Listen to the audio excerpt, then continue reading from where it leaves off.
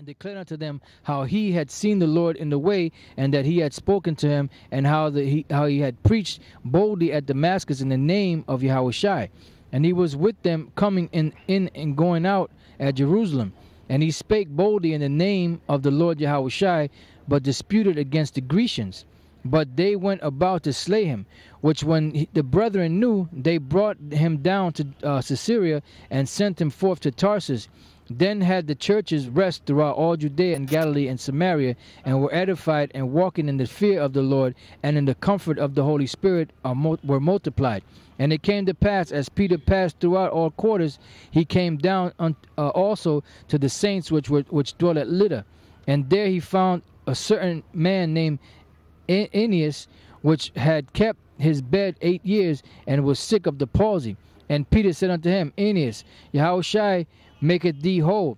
Arise and make thy bed. And he arose immediately. And all that dwelt at Lydda and Saron saw him, and turned to the Lord. Now there was at Joppa a certain disciple named Tabitha, which by interpretation is called Dorcas. How many more verses you got before you finish that? A lot?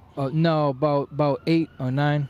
Okay, so let's finish that. Now there was at Joppa a certain disciple named Tabitha, which by interpretation is called Dorcas. This woman was full of good works and alms deeds which she did. And it came to pass in those days that she was sick and died, whom when they had washed, they laid her in the upper chamber. And for as much as Lydda was nigh to Joppa, and the disciples had heard that Peter was there, they sent unto him 2 men, desiring him that he would not delay to come to them. Then Peter arose and went with them. When he was come, they brought him into the upper chamber, and all the widows stood by him, weeping and showing the coats and garments which Dorcas made while she was with them.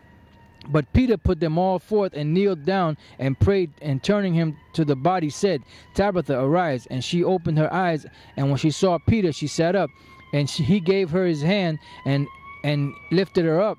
And when he had called the saints and widows, presented her alive. And it was known throughout all Joppa, and many believed in the Lord. And it came to pass that he tarried many days in Joppa with one Simon a tanner. Yeah, so that was pretty much self-explanatory. Next week, starting the 10th chapter, there's going to be some fireworks, because that's where Cornelius is spoken about. So that's going to be fun next week. So with that, we're going to say shalom.